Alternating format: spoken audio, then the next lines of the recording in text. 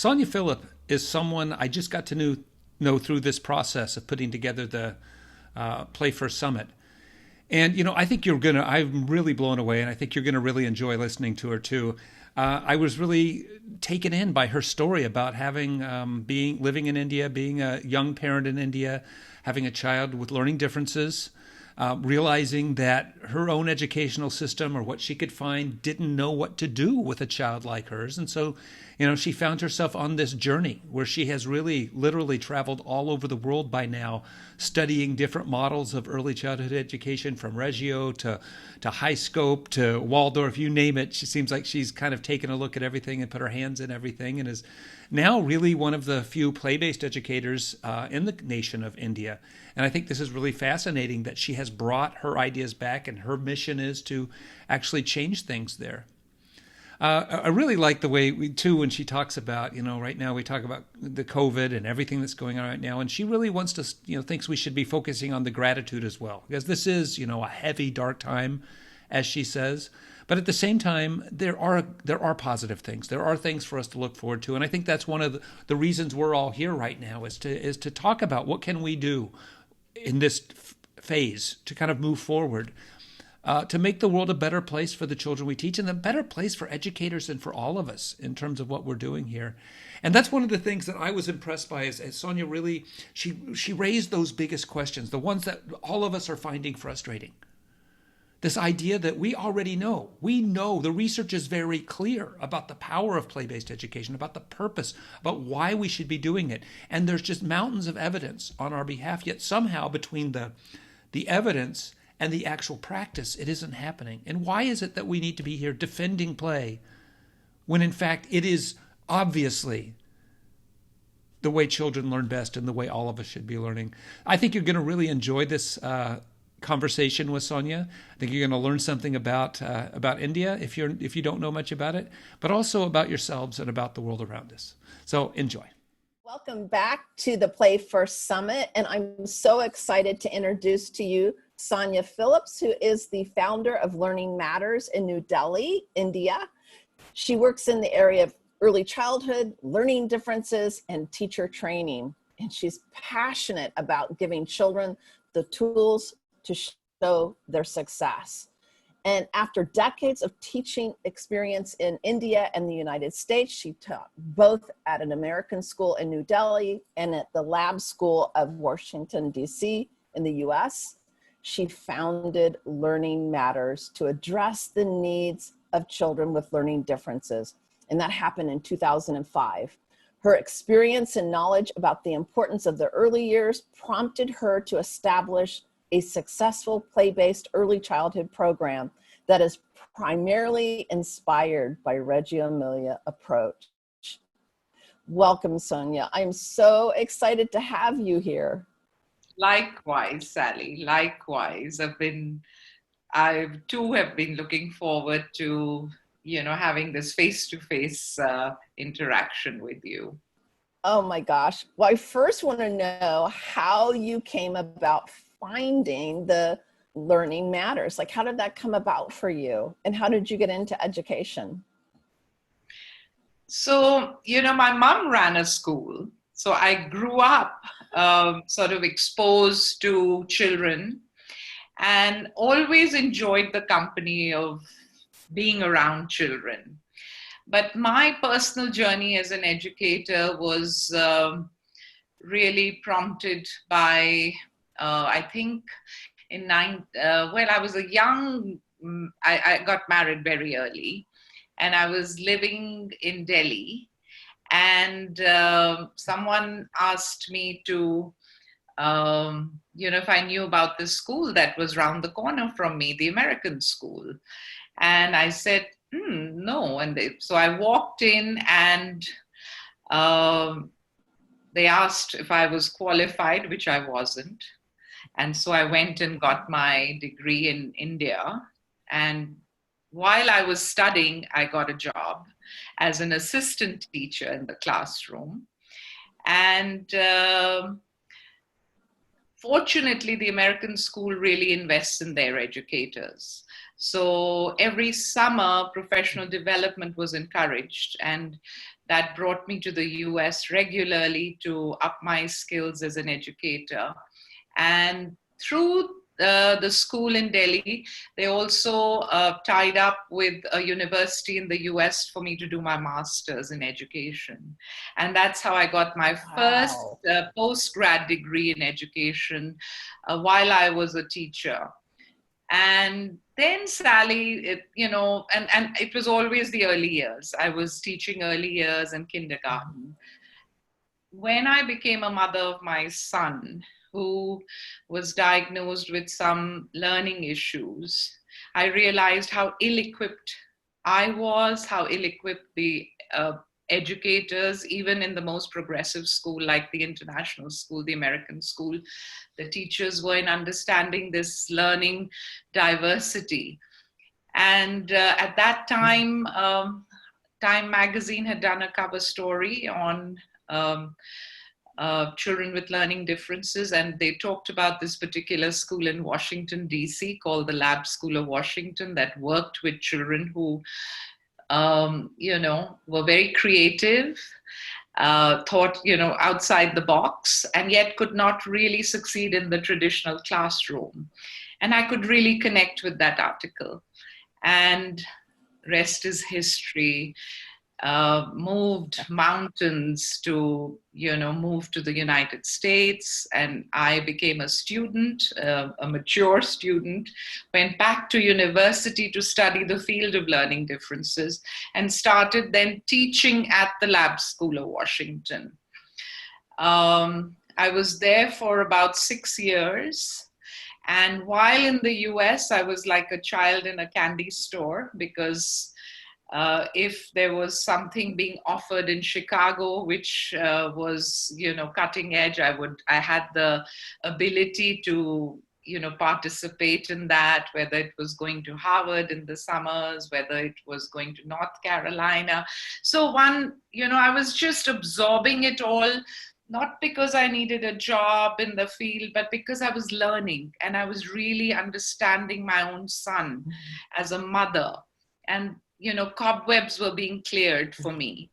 And it was the most empowering feeling of, understanding why certain children experience what they experience, why they show what they show the way they do. And, I was in the US for almost 6 to 7 years, while my husband was in India. And I have an older daughter who also with me. So we were living this, global sort of one leg in India, one leg in the US life, which was obviously came with all its stresses and strains, not to mention, besides the financial strains, the, emotional. But when I returned back to India, I knew there was a reason that my life had gone the direction it had.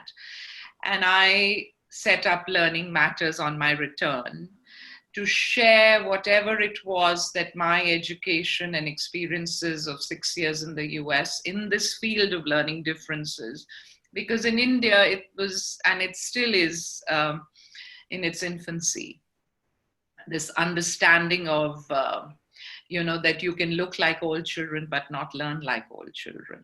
We're not talking about the typical special needs understanding that people have. You can be smart and, have reading difficulties, as you know, Sally. Yeah, absolutely. You may have good receptive language, but weak expressive language. You may have good expressive oral language, but, your expressive written language could be where you stumble. So really the nuances of the, profiles of children and students that we know exist in every classroom. Every classroom you see this. Every classroom. Yeah. You can be really smart, but have a hard time sitting down. And you need to be active for your brain to, engage. And to be for a teacher to tell a child to sit down when the last thing they need to do is that. So, that whole understanding I knew I had to share here. And that led to the birth of Learning Matters. And that was in 2005. And since then, I've just been fortunate to have had other educators who, because in India, we don't have the training. We don't have the teacher qualification in understanding this. If I hadn't personally gone and done my second master's in this field, I would be, equally not equipped. And so, but I've been very fortunate because I've had people from all walks, all over the world who have gone through India and somehow found Learning Matters, worked with me for a few years, shared their expertise, whether it was a psychologist, whether it was speech and language therapist, whether it was special educators. And so we've kind of carried on organically. And this is the work I was doing in the afternoons when children finish with their school day. But I also had the morning time free. The center was there. And in my previous, work, I was working as an early childhood educator. And I also realized that even in early childhood, the scenario is pretty dismal. So we really need to bring about, appropriate early childhood practices. And so we established with 3 children, we started an early childhood school. And again, very organic. It was like a home where I'd rented the place, and but just beautiful. I mean, that's how the early childhood bit started in the mornings. And then in the afternoon, we work with children who need any kind of intervention to succeed with the tools of learning. And the third piece, which was teacher training, began when we realized that even though the children who were coming to us at Learning Matters in the afternoon were succeeding, were feeling good about themselves, who came with their shoulders drooped, and pretty soon in a few months they were, just able to stand straight and joke and be children, what they should be. And yes. But the parents would say that, Sonya, yes, my child is doing so much better now. She's so much happier, blah, blah. However, the teacher feels they're still not coping enough in the classroom. They're not still spelling the way they should or reading as fluently as they should, even though they've made progress. And that kind of told me that, it's like fitting a square peg in a round hole. Because the way they are expected to perform in the classroom is not in sync with how they would shine. And so that led to the teacher training piece, that we really need more informed educators who are understanding this natural diversity of minds in a classroom. And so that was how the third piece of teacher training, Sally, evolved. So that's my story. I love that. And I love, in Reggio Emilia, they call it special rights. I love learning differences because that's really honoring children. Exactly. It's really saying there's, you just learn differently. Exactly. And I think that's that's true of all of us, all oh my beings. gosh. We've got our strengths, we've got our areas we're not so strong at. But in a classroom, it's that one size fits all. And we expect, everyone to perform in one way. So the system is disabling children. And right. No, it's shaming. It can be absolutely shaming because it's not congruent with how that child learns, and yet they're forced to adapt, and it's difficult to adapt. And sometimes in that process of trying to find their way, shaming happens, discipline issues happen. Daily humiliation, in subtle small ways, which is, one sees it even in parenting, Sally, how parents talk to children, what their expectations are, how teachers talk to children, and that whole aspect of not respecting children, which is not on. which is just not on. So, When yeah.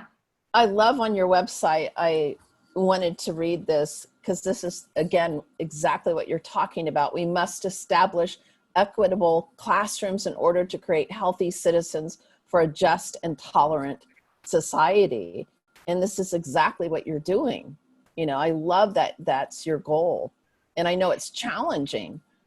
Yeah, But and it's a drop in the ocean, because this kind of work is so individual.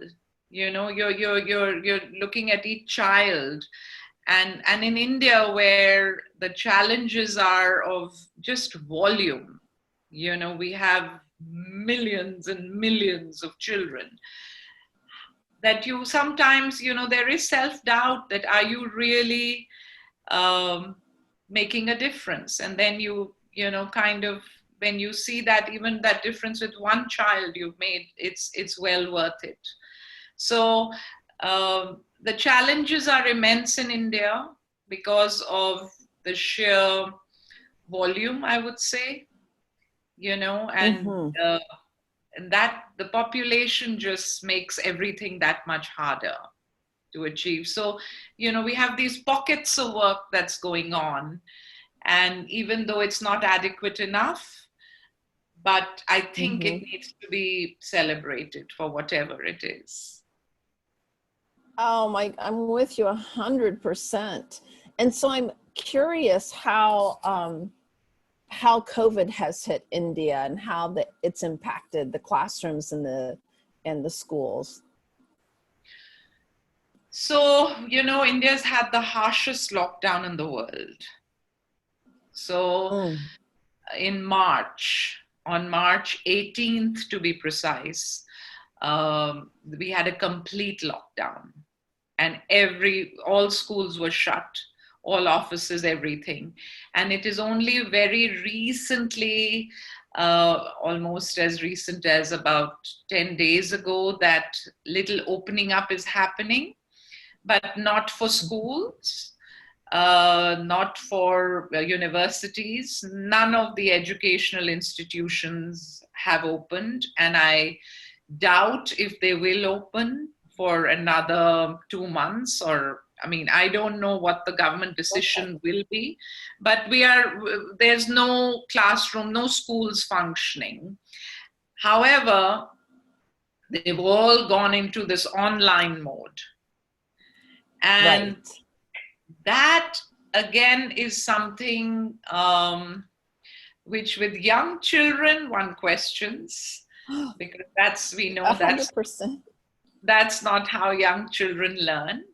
They don't have the, you know, the background and understanding that adults have, you know, memory and experiences that we come with. So this online thing, mode of education has become like the mantra. And, you know, there are conferences being held on that. People are, you know, mainly promoting it as the new way, you know, for us to be now. But I really worry, and I really, really wonder how this is going to go forward as far as early childhood is concerned. And how is it that... Exactly. Yeah.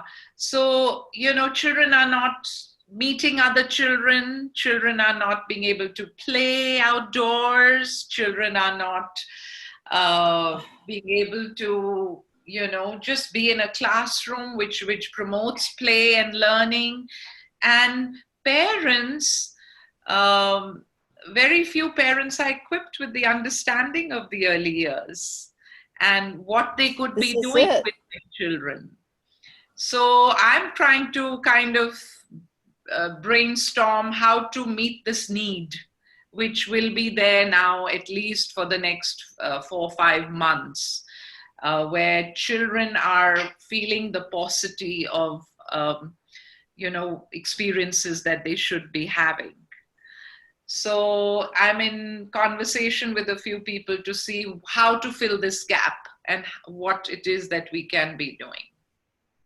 You anticipate schools not opening for 4 to 5 months. Face to face, at least Right.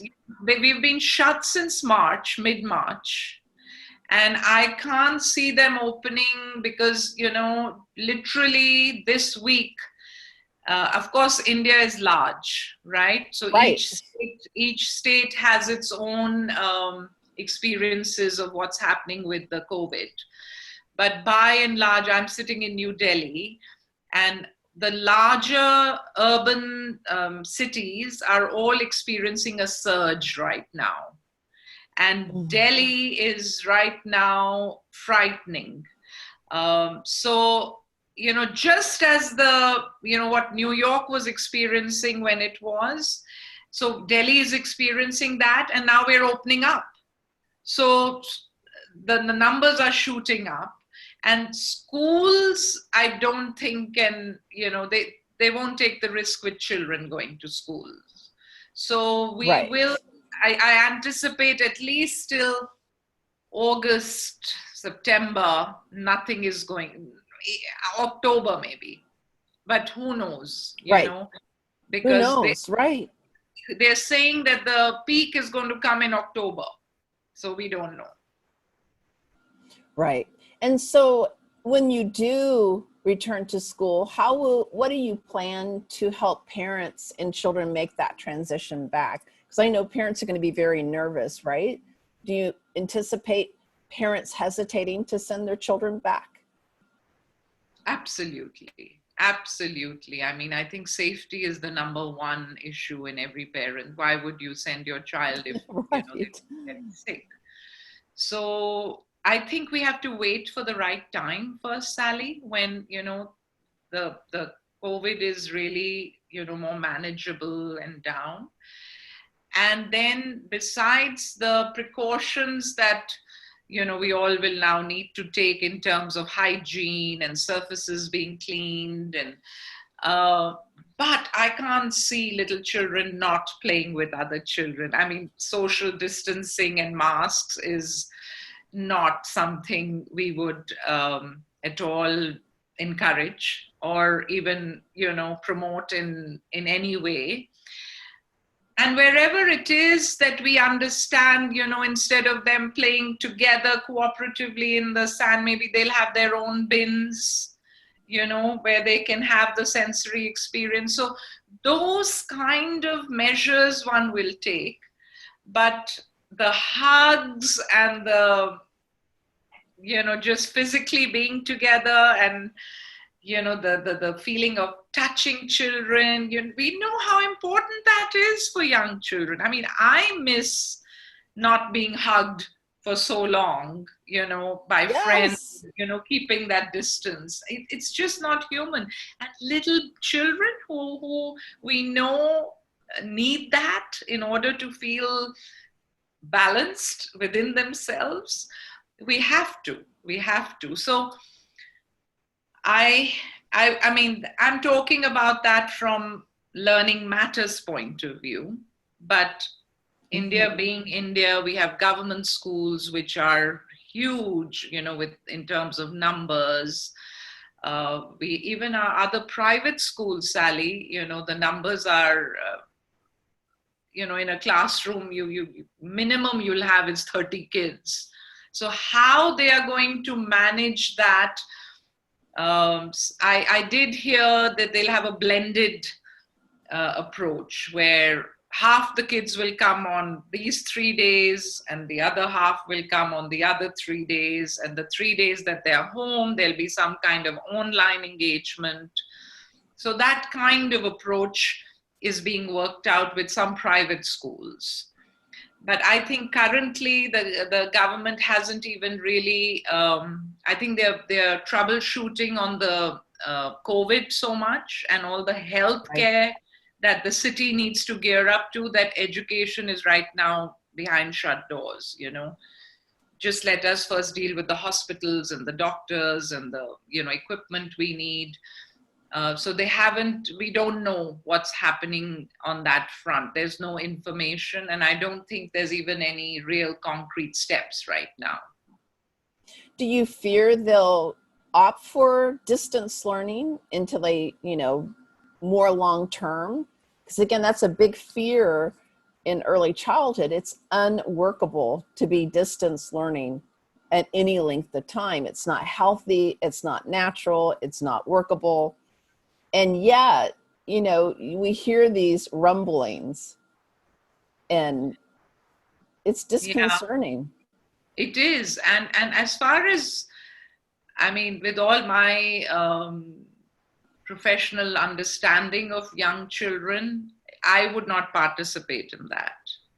No. I would make sure that at least, at Learning Matters, we are doing things, I was just thinking we'll have to think about outdoor classrooms, where we need children, in the outdoors, because we know the virus is not going to be on trees and things.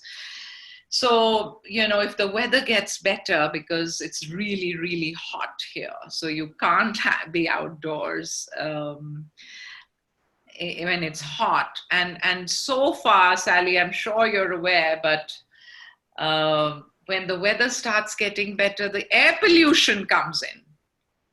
So that's another one, that do you take children out into toxic air, which is equally bad. So it is. Yeah, but I'm hoping that with this corona, people are going to be indoors, so there won't be so much traffic, there won't be so many factories spewing out fumes, and the air quality will improve.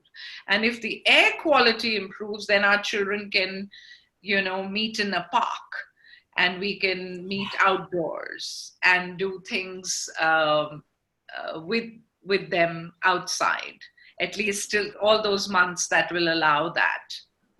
Yeah, being outside is absolutely, if at all possible, the best solution for sure. Exactly. And, yeah, wow. What would you, and again, as someone who runs a school, who is, I know you're deeply thinking of these things. What are some of the strategies you're thinking about when you do open up? Because I think it's interesting just to begin to brainstorm together, to bring forth what is it you're thinking as the children enter back into the school. One will be, if you can go outside, right? Then they go outside. Of course, hand washing and hygiene. But I love, love, love that you said, I'm not doing social distancing, right? Like it's not okay. So what are some of the things you're thinking about to help ensure safety inside the school? Have you thought about some things that, because again, it just seems like. Yeah. I mean, definitely keep our numbers low. Mm-hmm. So, just and maybe we run a double shift. So we don't, instead of having, 18 kids, we have 10 kids. So that, that itself lends itself to more space available to the children, and they're not, coming in close proximity that much. And other than that, it's really, we're in the process of starting a new center. So making sure that the floor space we have is large enough, and that gives children more space to run and play and, explore and create, all those things. So I think those are the two real areas: reduce your numbers, increase your space, besides putting, all the hygiene aspects of scrubbing down after the kids leave, maybe having those individual stations to work as much as possible, things like that. But the real challenge in India in early childhood, I mean, I know you're talking about post-COVID, Sally, but it's just the quality of education. Yeah. So my focus is really, what are we doing, and how what are the experiences children are having, because um, in India, play-based learning is not in practice. And even with the very young, it's very much content based. It's school readiness, rather than what those early years should be, uh, exploring with. So my focus really is on the quality of the work that needs to go inside the classroom. And the other challenge is training educators, because again, teacher training is not in sync with what the neuroscience and research on early years is about. So when we know that those are the most important years in brain development, and we know that children need to feel safe, emotionally safe, they need to take risks, they need, all those other skills that we need to be focusing on, which are life skills. Yes, yes. When I look around in schools, it's more like worksheets and, coloring between the lines and, busy work. And it's not about the depth of work that you in Fairy Dust share so eloquently, which Reggio, I mean, amazingly, Oh my God. they Right? take to another level altogether, how do you document children's work and what's going on? How do you make learning visible? How do you celebrate the individuality of every child that's coming? So that's my high, that Yes. seeing that, what that child's thinking was when they created something. And it's not the product, but it was the process that the child went through. And how did that emerge? So really training teachers on this emergent curriculum approach, in being good observers, in documenting the learning, in sharing that with families, in sharing, so that's the area that I feel my energies are going to go into. Now this COVID has come in the middle and is going to take us back 3 steps, but again we have to stay true to what we know about young children and work accordingly. Well, and I'm really curious. So it's so inspiring. Here you are, a stand for play-based emergent curriculum inside a, city, a country that hasn't yet, which is also the US, by the way, seen the value, right? Like in America, it's all worksheets, like that parents, it's also a parent demand. They want their children to be ready. They don't want their child to be left behind. How do you speak powerfully about play-based education to actually have parents opt into your school? How do you explain that? Do you have any tips on how to really communicate that power? Because I think that's a challenge at times, to really deliver the power of what we're providing. Yeah, so one of the ways that at Learning Matters, I feel that has worked is having regular parent coffee mornings. So I do that at least once a month, and the questions come from the parents, and we kind of sit around, informally, and I use my presence to guide them for what the research in the early years tells us, and how do children, learn what they learn, and the importance of language, the importance of allowing children to be the decision makers, how to follow children's lead. So it's literally parenting tips, but bringing in the research on early years. And that I find is really powerful and is helping parents, and the feedback I get from them, they're almost like requesting when is the next one. So I feel that should become a norm, that we know that the child, the teacher, and the parent has to work together, right? Yes, To make a yes. difference. So that parent participation, and again, having classrooms that are totally welcoming and open. Anytime a parent would like to be, we celebrate that. And when they come to pick up the children, we again use that moment to quickly, show something the child did and what the benefits of that were. Newsletters, regular communication every week. We're sharing children's work with photographs, with the so it's this continuous back and forth.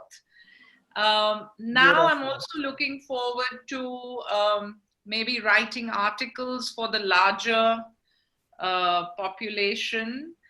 And, one of the ideas I've had, which is just an idea right now, Sally, but because of Corona and because of children being stuck at home, I came up with this thing of why not prepare a little sort of material, open-ended, loose parts. I hate the word box or kit, but you know what I'm saying. Just Right. assemble materials, but educate the parents. Put a note about how their child could be exploring these, and don't cast your shadow on what you would want the child to make, and educating them, and then asking them to send little videos of what comes out of that. So this time when kids are at home, we could start something where we start sharing this with them. That beautiful I book love you that. brought out, Sally, on art, with all those lovely ideas. I mean, so easy to do. So, I'm talking So about easy. things like that. Yeah.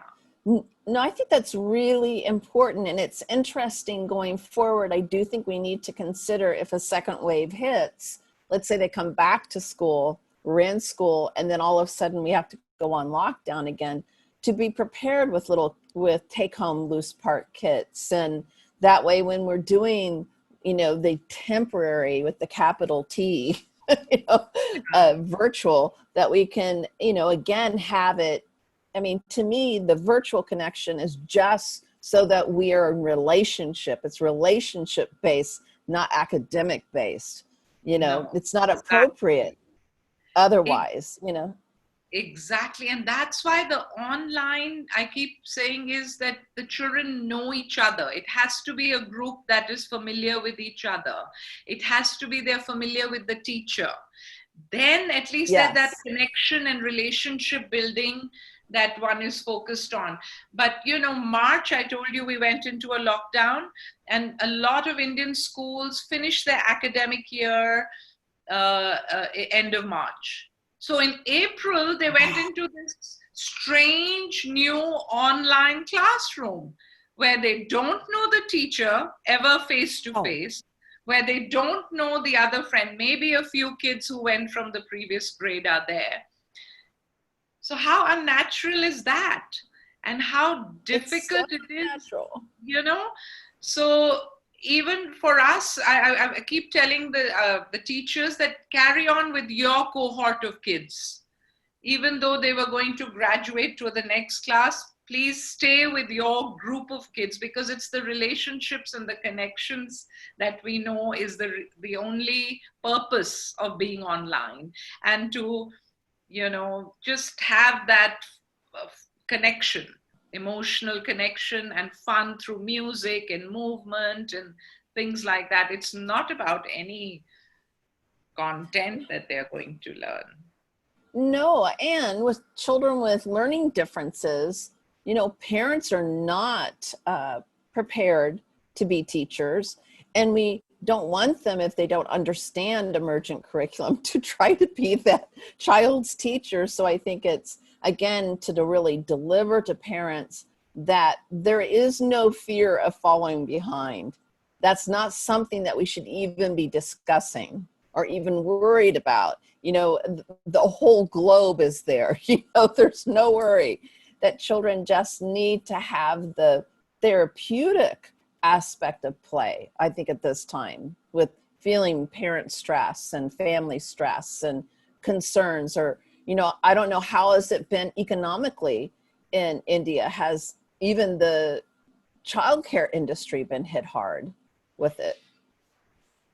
Oh, economically, I don't even want to begin. I mean, India being a country with so many below the poverty line, it's Yeah. been really, really traumatic.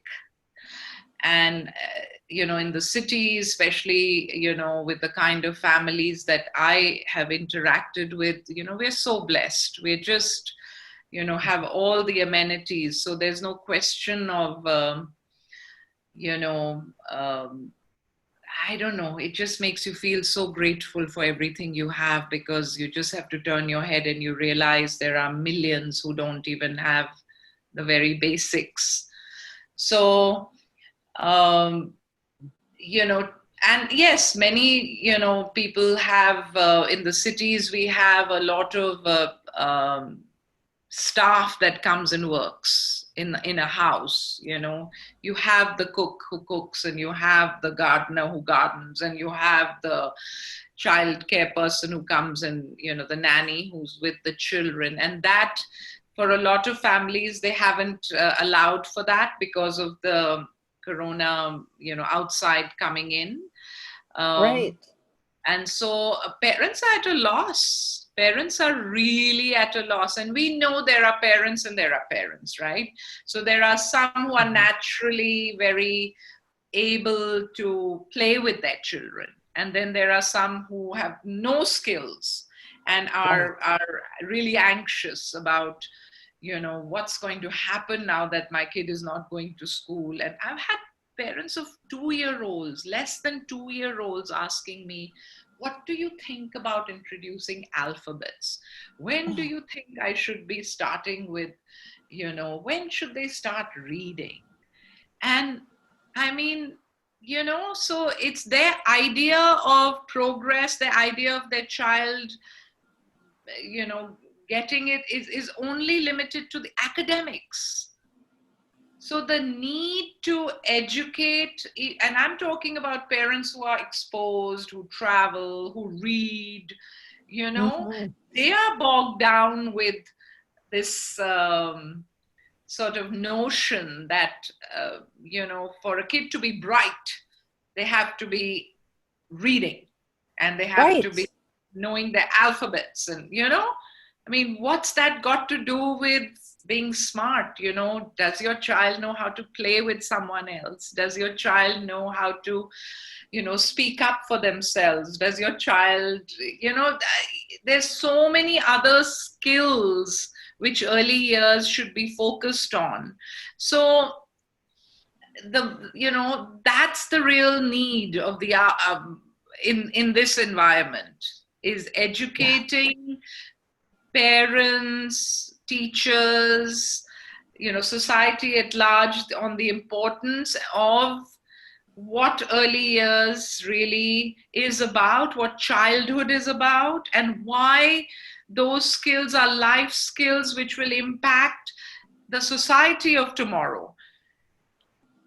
Right? I mean, if we are seeing if in India we are seeing rage today, so much road rage and intolerance, and it's rooted in early years. If your childhood is not been there, you've not been allowed to flourish and experience being comfortable in your own skin, because you were respected for your thoughts and ideas, and you were, if that wasn't there, and I was reading somewhere, it was the pedagogy of subtraction, where you're not being allowed to be creative and allowing your imagination, and this lid is being put on you, and you're supposed to sit down, and you're supposed to color inside the lines, and you're supposed to know how to write your name, and of course When you're I going to think, be a dysfunctional adult. right, because I think it sends the message, as I'm a person who had learning differences, and it sends the message to that child, there's something wrong with me. Again, and I think when we do that push down of academics in early years, none of the children in the early years, most of them should not have that put on them, because there's a right and a wrong answer. And if they don't get it for whatever reason, the content the teacher is getting, then there's something wrong with me. Versus if we go to emergent curriculum, play-based, we're actually saying your thoughts matter. Your thinking about this is important. We care about what you think. There is no shaming of right and wrong. I don't think we have the cognitive processing at that age to even receive a worksheet.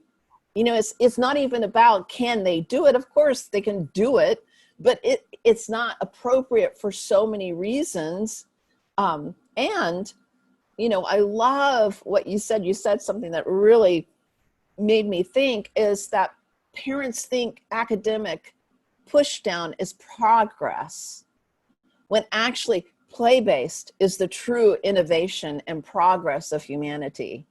And I know we're, kindred spirits in this. I just want to shout it from the mountaintops. And we've been, as a community, speaking this for how many decades? And it's still not being received. Yeah, and I think it was in Fairy Dust, maybe, where you were saying about David Elkind feeling like he has failed. Oh, yes. Can you imagine? But I mean, why is it that the research has been there, and till today we are still trying to make our voice be heard, that we are doing this summit where globally we are coming together to talk about how important play is. We are still at that level. We are still talking. I had to tell you, when David said that to me in that interview, it took now I want to cry. I'm thinking I wanted to go do a campaign to go, dude, your work has made a difference with me and all these people. We will carry on. We will win this, because I believe, the planet is, our future depends on building innovation, creativity, thinking outside the box. We need children who, when I taught kindergarten, would go, Mrs. Hoy, we have a better idea what we should be doing today. Exactly. Who take control of the classroom, and you're like, let's do it. It's like, I want them to feel that they have a right to speak up. I came from a generation, I didn't have if I spoke up in class, I remember being paddled for speaking up. I mean, that's crazy. To be beat down. And that still exists on this planet. It still is a practice that is happening even today in the 21st century.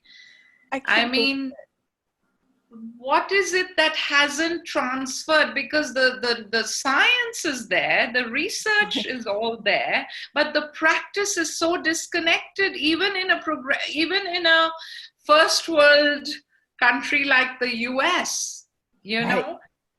I mean, unless you're in Finland, or where they've made it mandatory that it has to be play-based now. All early years, there's no choice. But play-based is the most natural way for children to be. I mean, your childhood, my childhood, that's what we did. Right? We spent hours outdoors, Tom talks about it, kids are just, mom just says, go outside and, you're playing. I mean, we used to spend, and that made us, that's responsible for us being more balanced human beings today, as against children who are being mollycoddled and being, going against the grain of, like you're saying, they're not meant to sit down. They're not meant to be, holding a pencil. They're not meant to be coloring inside what you tell them to do. So I think this education of society at large on what really the benefits of play-based are. I mean, even if we are lone voices, and I know I'm a lone voice in India, definitely, but that's what makes me tick, and I'll keep doing it till, you know, Well, I think anyone is listening. it's amazing, and I really honor you for having the passion to bring it into an environment of no agreement, if you will, and that your speaking and your passion enrolls people in the school, right? That's how we start. And I think the thing that I got as I studied the brain science of play, it hit me. Yeah. And this is the thing I think as a community, one day we'll have the words that resonate, because I don't think I can't figure it out in isolation. But that when you realize play-based is actually the most academic preparation you can provide a child. Like if you really want a child to go on into higher ed, you would do play-based. And if you really want to dumb down your child and you want them to go in and be the factory worker and walk in line and not have an opinion, you go ahead and do the traditional academic. It's like it's so clear what happens to a child in those environments, and yet it's flipped in society. Yeah. It's like and it's a little bit crazy making. It's like you want to shake people. Do you not see how play-based, play-based like Reggio Emilia, emergent curriculum, where we're really facilitating children's thinking, their theories, their ideas. I mean, what if we had been at 5 years old, someone stopped and listened deeply to what we had to say? I mean, whoa, what a validation. Exactly. And what I'm excited about today for for promoting play-based learning is that, so far, like I told you, I was a lone voice, working away in a boutique way, going deep, but in a very small island of my own. But now Learning Matters has been has partnered, or we've found a parent who came and invested in us, and they have the capacity to scale this up. Wow. So I am so excited that there's a future now where this, and she's a young mother who's literally just is pregnant, is going to deliver her second baby. So supporting this whole, it's like a social business, social entrepreneurship, that how do we keep the quality and scale it up? So fingers crossed that, this will find its way. And then we have people like you and, Tom to come, and we all collaborate together. And, the world is getting smaller, as we all know, to really promote quality in early childhood. Well, and I think one of the things we know going, post-COVID, looking forward to that day, that not only the academic benefits of play-based education, because critical thinking, independent thinking, construction of ideas, the execution, we're talking executive functioning, but also the therapeutic side, that we've all been through a collective trauma, and children need play more than ever. Exactly. You're so right. And, it's like, we still have to justify the benefits of play.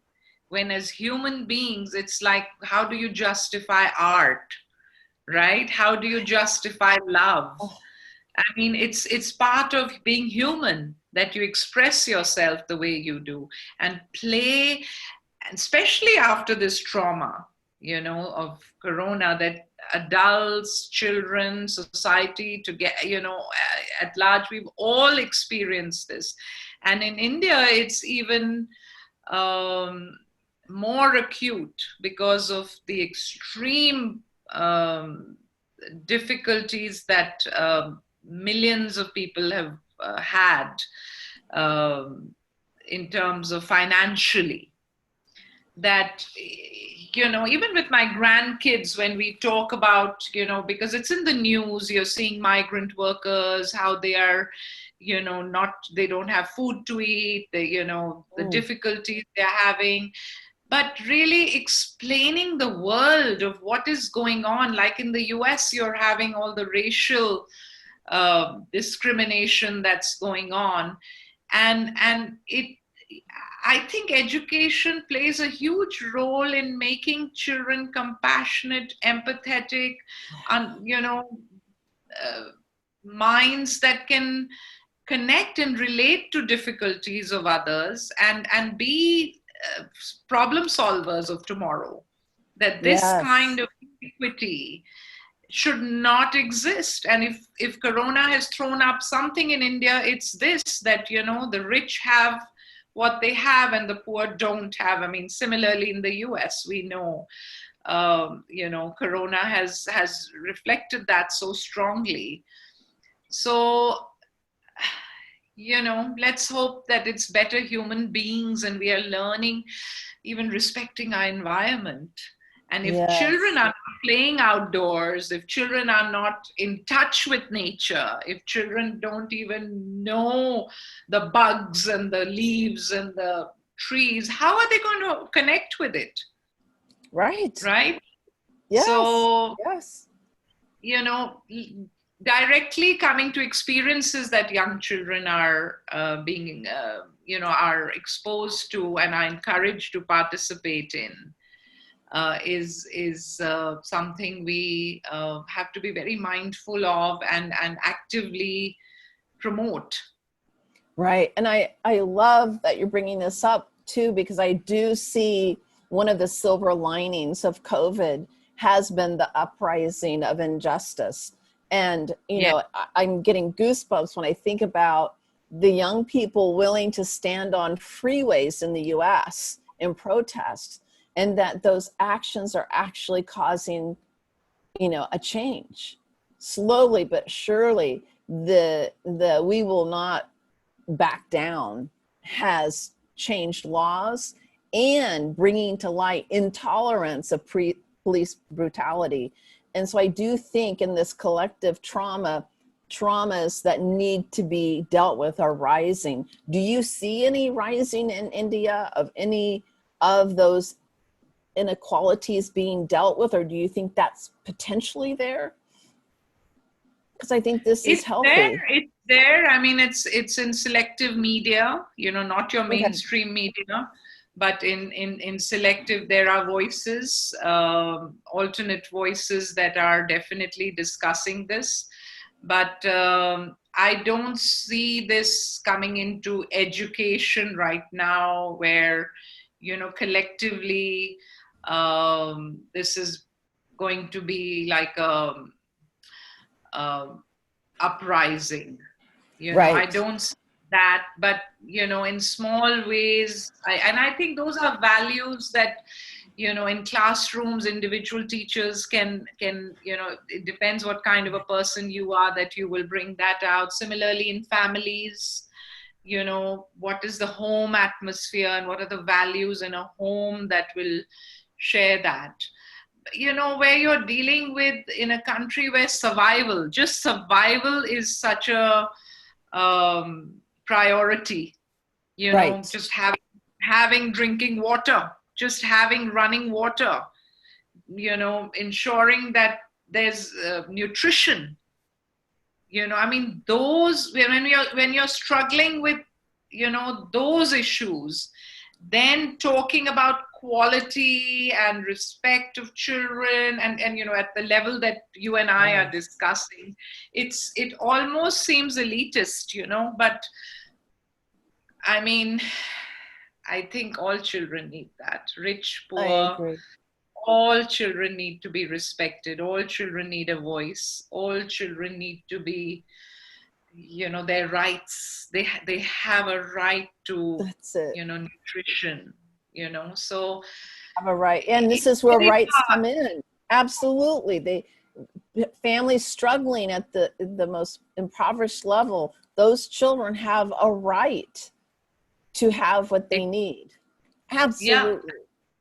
And that's been a big thing, that schools have shut down, and children who got a free meal Mm-hmm. at school, and now they are deprived of that, the impact of that's happening, and their parents also don't have jobs. So it's a very heavy, dark time that globally we are facing, but some more than others. And Yeah. if we can just highlight that when schools reopen, and talk to children about, it's why do some people steal, why do some people do the things they do, and just understanding it from their point of view, rather than, it's a bad thing to do when they need to be, punished for that. So bringing in that sensitivity and understanding is, I think, the job of education. Most definitely we need to address that. The community we live in, let's just look around us and make it more equitable. And that children are so naturally inclined. Like I remember the first year I had a principal put a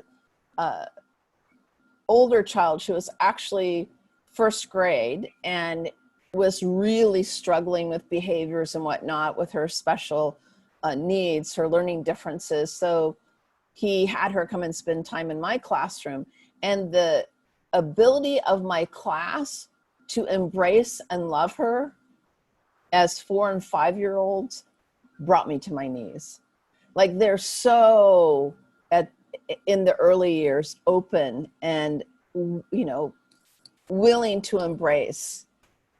And I think we have such an opportunity as early years educators. And that is natural to children, right? They It's are natural. naturally empathetic.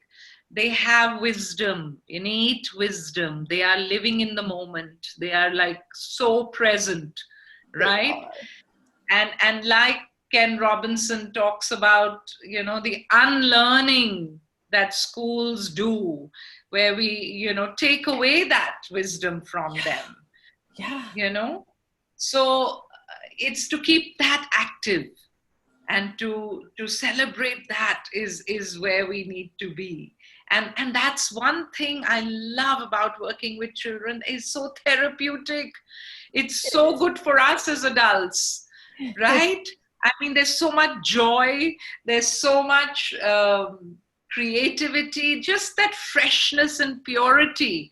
And I see the same thing with children with learning differences also. How they are seeing something is so fresh and pure and unadulterated, that we have to keep that alive.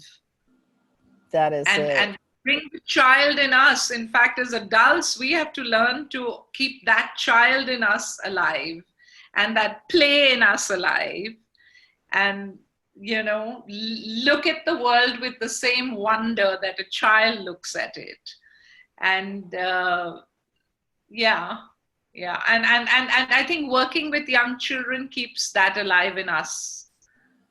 I And so agree. isn't it? I mean, I feel so privileged and so fortunate to be in the line of work I am. I mean, I can't imagine myself working and crunching numbers, or sitting in a bank, or No. doing mergers, and I mean, just not cut out to get excited by that. And here we are in this like live laboratory where there's so much joy. There is the authenticity of children is one of the most magnificent things on the planet. It's like, oh my gosh, I learned what it meant to be in the moment and authentic working with children for 25 years. It just the best thing that ever happened to me. Yeah. when I look at, say, the Indian early childhood curriculum, the national, it has been written, it's cutting edge. It's been written by someone who is really well versed in what the research and science is telling us. So it's there in theory. It's the right words are all there, but it's in the practice that one is seeing. So are you hoping that through this summit we come as a collective voice for early childhood and make sure the practices change, and we Absolutely. Yeah, Absolutely. Great. I think, So and I get to think hold the thing, hands. yes, I think that is, our next steps. We want to gather, we want to, we want to get 1 million voices together standing for play-based education.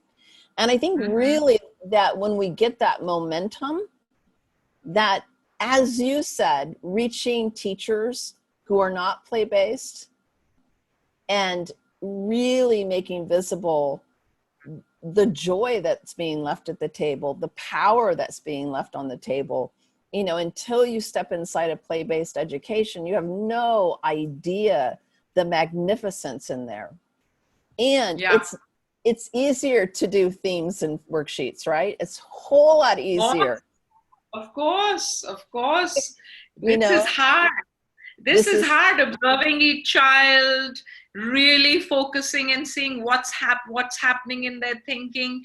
And you won't believe it, but the fairy dust and the wonder tribe, I use all your material to train our in-house teachers, and they've come so far. They've come so far because of you. Oh. I can't thank you enough for that, because I've got a resource now. Earlier I knew it, but now it's visible. They can see it. So that's really been beneficial. And currently we are exploring, in our teacher training of establishing a 1 year long early childhood training. Nice. And so we approached a company in Finland to sort of work with us. And just yesterday, we're doing this in-house training right now. And just yesterday, they were talking about how, lesson plans and things that they're doing to kind of garb the, I don't know. And I was like, I said, but I don't believe in, lesson plans and having them, prescripted, because we need to train teachers to observe children. So we were just having this dialogue because, some people felt that new teachers, it's too difficult. It's too wide open to have this, the way, you and I look at children, which has become second nature to us, But for new teachers, they need some scaffolding to get there. Exactly. So this Finnish company is trying to give us those scaffolding things, which I'm kind of frowning upon, but then, I'm being nudged and pushed that think about it, it's still 10 steps more, and for that new teacher wrap their heads around it. So, but I know the Wonder Tribe resource that I have is the best. Oh, you are so sweet. No, it's a fact. It's a fact. And I mean, being introduced to people like Teacher Tom and Tom Drummond and who is it? Is it Rixa who works with the little ones? Yeah, the infant and toddlers. Yeah, she's amazing. Amazing. And then, just knowing about all the benefits of outdoor play and spelling it out in video, showing the visuals of all that is is been incredibly helpful. So really more power to fairy dust. Oh, thank you. And one of the reasons I do what I do is my own difficulty from going traditional and then Waldorf and then, Reggio inspired is I'm a slow learner. It's like, and yeah, it's just like really, it's a big, huge leap into emergent curriculum when you do it in the most organic and true way, and I think project approach is a good scaffolding as well. I think that's a really good Yes. in between to get people Yes. over. It's still Yes. a little contrived, but it gets Yes. people to skill level to get to the next level. That's exactly where we were yesterday when they were talking about, we said, okay, project based, okay, how do we, and I was kind of reconciling with that. Yeah. But, yeah. And many years ago, I used to work with the high scope approach. And I still, I mean, their key experiences and everything, but Yeah.